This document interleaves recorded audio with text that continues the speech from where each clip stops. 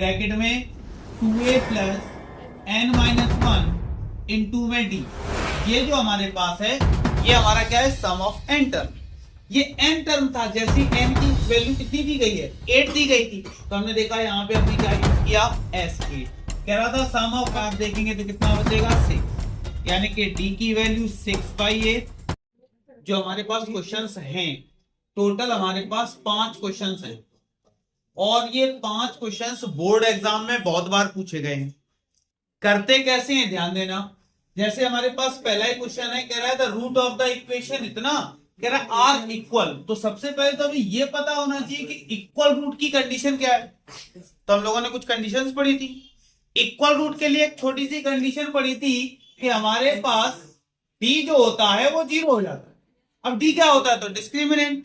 निकालते कैसे थे, तो एक फार्मूला होता था d is equal to B square minus 4ac। हमने कहा बहुत बढ़िया।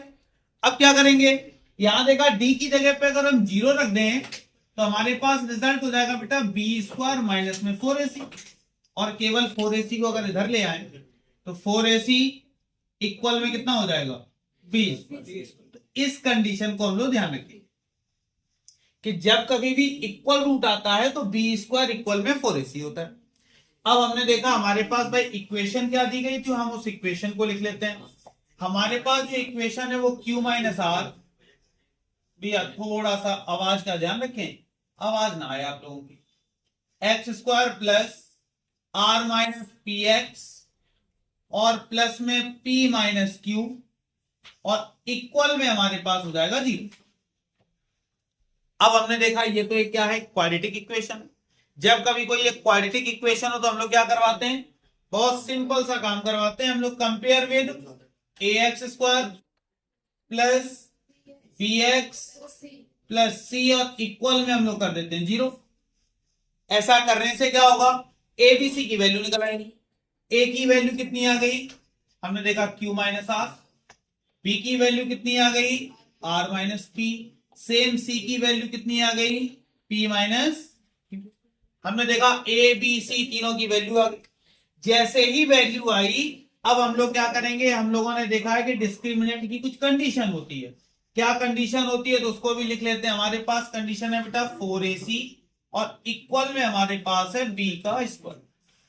सारी वैल्यू उठा के यहां रख दो, जो हमें प्रूव करना था हमारे पास प्रूव हो जाएगा। क्या प्रूव करना था, 2q इक्वल में p प्लस। कैसे, हमने देखा 4 a तो a की value q minus r, c की value p minus q equal b square.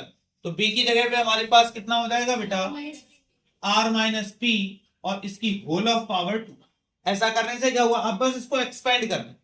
Expand कैसे, तो 4 जैसा लिखा था आप लिखा रहने थे, पहले इन दोनों का आपस में करवा दीजिए मल्टीप्लाई।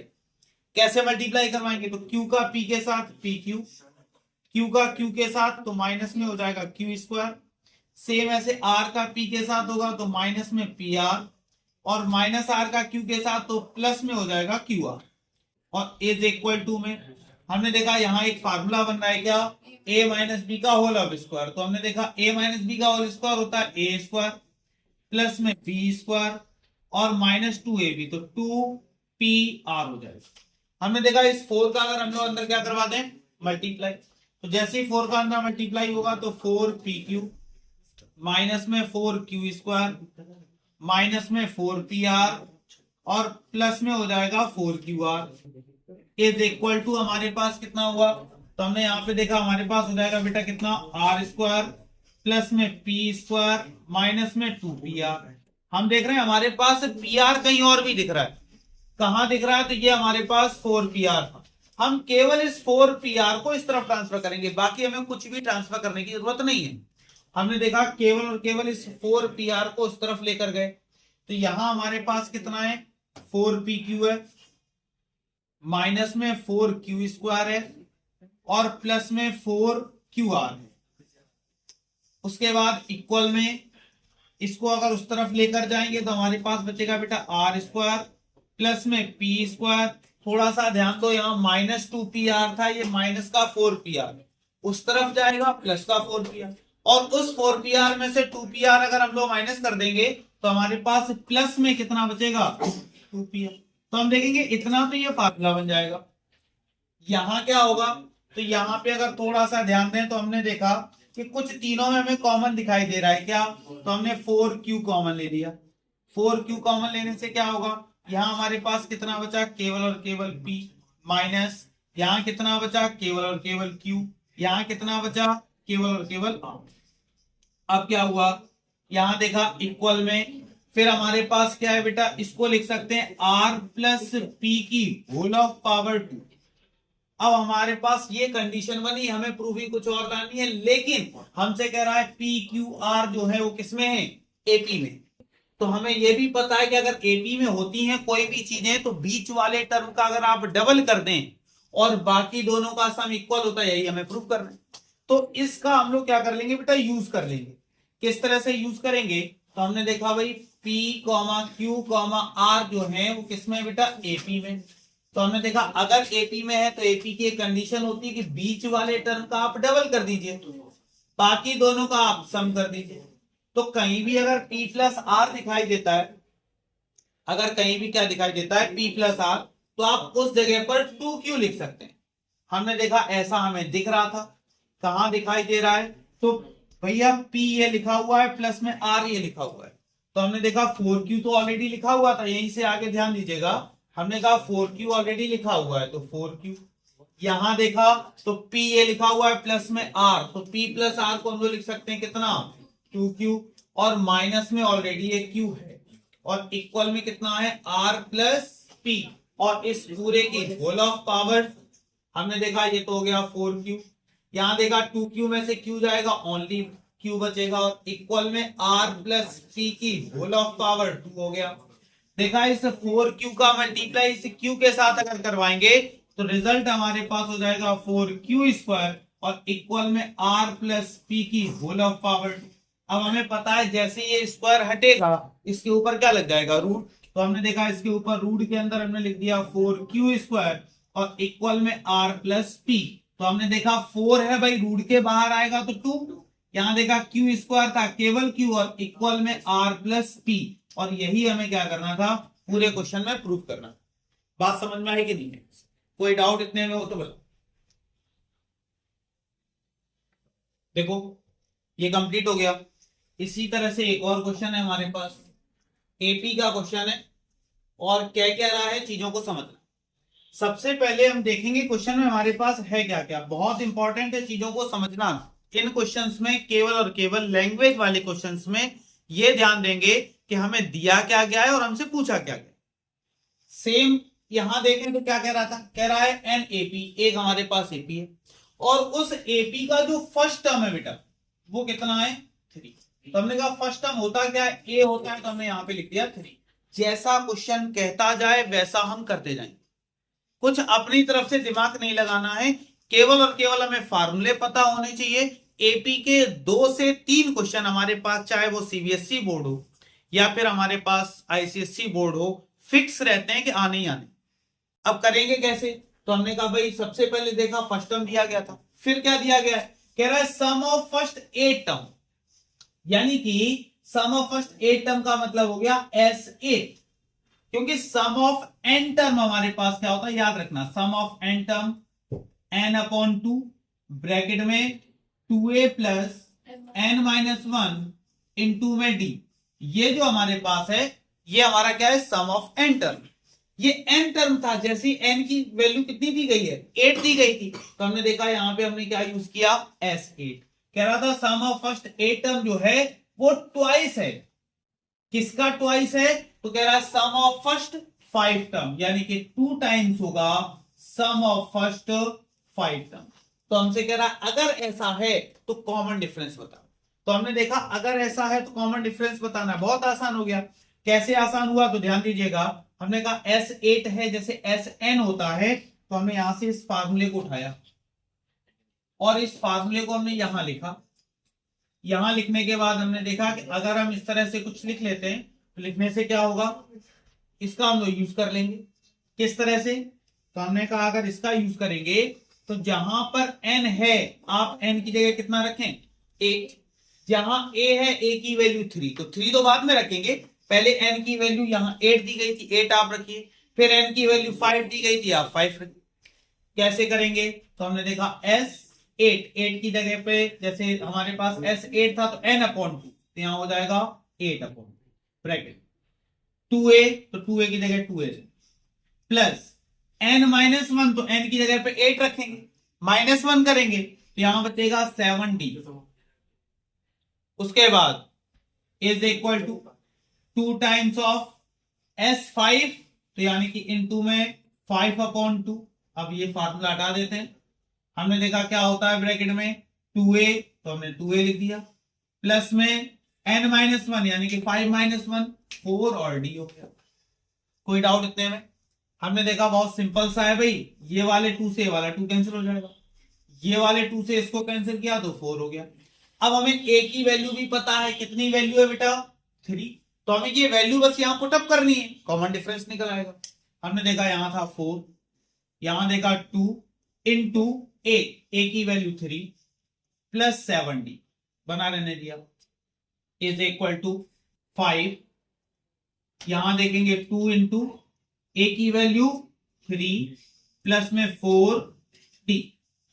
यहां क्या हुआ भाई, इन दोनों का मल्टीप्लाई करवा दिया तो 6 और प्लस में 7d। यहां देखा तो 5, ये हो जाएगा 6 प्लस में 4d। अब क्या हुआ भाई, इस 4 का अंदर मल्टीप्लाई करवा दीजिए, इधर 5 का अंदर मल्टीप्लाई करवा दीजिए, तो 4 का जब इसके साथ हुआ तो 24 plus 28d is equal to 5 का इधर होगा 30 प्लस में 20। अब आप क्या करेंगे, d और d को सेपरेट, बाकी जो डिजिट है उसको दूसरी तरफ ले जाइए। तो आपने देखा 28d था, 20d को आप इधर लेकर आए तो माइनस में 20d इज इक्वल टू 30, 24 को उधर ले गए माइनस में 20, तो आपने देखा ये कितना बचा 8d, और यहां अगर आप देखेंगे तो कितना बचेगा 6, यानी कि d की वैल्यू 6/8, यानी कि d आप कह सकते हैं कितना बचा हमारे पास 3/4। तो यही हमसे पूछा गया था, हमसे कह रहा था निकालना क्या है बेटा, कॉमन डिफरेंस। कोई डाउट हो इतने में तो बताइए। ठीक, इसी तरह के 3 क्वेश्चन और हैं। किस तरह के, जैसे हम बात करें नेक्स्ट क्वेश्चन की, तो नेक्स्ट क्वेश्चन हमारे पास ये दिया गया है ट्रिग्नोमेट्री का, बहुत सिंपल है। इसमें क्या करेंगे, आप नीचे वाले में फार्मूला ओपन कर दीजिए तो करना बहुत आसान हो जाएगा। आप इस वाले में फार्मूला ओपन करेंगे तो बहुत आसान है, क्या a³ प्लस b³ का क्या हो जाएगा, एक ब्रैकेट में a प्लस b, दूसरे ब्रैकेट में a² माइनस में ab प्लस में कितना हो जाएगा b²।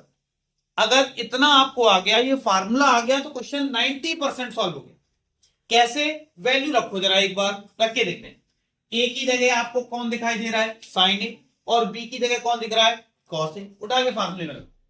बाद में देखेंगे कहां रखना है। हमने देखा a, तो a की जगह साइन a प्लस में कॉस a, और दूसरे ब्रैकेट में sine square a minus sine a into cos a, और प्लस में कॉस स्क्वायर a।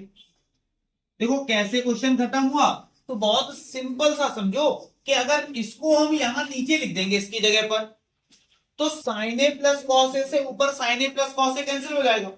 यहां हमारे पास sine square a plus cos square a, हमने आइडेंटिटी पढ़ी है, वैल्यू क्या हो जाती है 1 हो जाती है, तो 1 minus sine a into cos a बचा। आप इसको नीचे लिख देंगे, कोई डाउट इतने में। और उसके बाद क्या करेंगे, आगे की प्रूफिंग मैंने लिखी नहीं है, रिजल्ट क्या होगा कोई बात नहीं, इसको आप चेंज कर लीजिए, प्रूफ की जगह पे क्या लिख दीजिए, फाइंड आउट या सॉल्व केवल लिख दीजिए, थोड़ा सा अच्छा लगने लगेगा। इसी वजह से नहीं लिखा है, क्या आएगा, हमें क्या करना है, सॉल्व करना है। तो हम लोग इसमें क्या करेंगे बेटा, इस पूरे की वैल्यू 1 हो जाएगी, नीचे आप रख दीजिए, ऊपर केवल आपके पास cot a plus tan a minus 1 बचा। आप इसको कन्वर्ट कर लीजिए किसमें, साइन और कॉस, आसानी से कर सकते हैं, और ये आसानी से क्या हो जाएगा, सॉल्व हो जाएगा। इसके बाद नेक्स्ट क्वेश्चन की बात करें, तो नेक्स्ट क्वेश्चन हमारे पास ये, आप चाहें तो इसको कंपोनेंडो डिविडेंडो से कर लीजिए, थोड़ा सा आसान हो जाएगा। कैसे हो जाएगा, तो हमने कहा भाई दोनों के ऊपर क्यूब है, तो हमने देखा a प्लस बी और नीचे लिखा a minus B whole of power 3 लिख सकते हैं। और 64 है तो हमने देखा इसको भाई 4/3 होल ऑफ पावर 3 लिख सकते। पावर अगर सेम होती है, हम कंपेयर करवाएं तो हम देखेंगे a प्लस बी जो हो गया अपॉन में a माइनस बी हो गया 4/3। आप चाहें तो क्रॉस मल्टीप्लाई करवा के इजिली आप कर सकते हैं, या फिर बहुत आसान होता है कि अगर आप रेशियो प्रोपोर्शन पढ़ रहे हैं तो उसमें हम लोग कंपोनेंडो एंड डिविडेंडो यूज कर लें। क्या यूज कर लें बेटा? तो यूजिंग क्या लिखते हैं, componendo and dividendo. Componendo dividendo use करने से क्या होगा, बहुत आसान। करते क्या है, उसमें जो ऊपर लिखा हुआ है a प्लस बी उसको आप नीचे भी लिखिए, फिर क्या करवाइए, जो नीचे लिखा है उसको ऊपर आप ऐड करवाइए, और जो नीचे माइनस। सेम यही काम यहां भी कर दीजिए। आप 4 को ऊपर लिखिए, नीचे भी लिखिए, ऊपर 3 ऐड करवा दीजिए, नीचे 3 सब्ट्रैक्ट करवा दीजिए। आप देखेंगे भाई बी से ए वाला बी कैंसिल हो रहा है, यहाँ पे ए से ए वाला ए कैंसिल हो रहा है, तो आपने देखा दोनों को ऐड किया तो 2a अपॉन में 2b, और रिजल्ट हमारे पास 7/1। आप देखेंगे दोनों में ये वाले 2 से वाला 2b कैंसिल हो गया, तो आप कह सकते हैं जो a रेशियो b आ गया वो हमारे पास 7/1 है। ये हमारा एक रिजल्ट आ गया। उसके बाद फिर थोड़ा सा और ध्यान देंगे, अगले क्वेश्चन की अगर हम लोग बात करें तो ये हमारे पास हाइट एंड डिस्टेंस का एक क्वेश्चन है, जिसमें एक बहुत अच्छी चीज है कि भाई हमें जरूरत पड़ेगी 38 डिग्री। आपके पास एक टेबल दी गई है जिसमें टेंजेंट tan 38 की आवश्यकता है। जब 38 कह देगा समझ जाओ कि ये आईसीएससी का,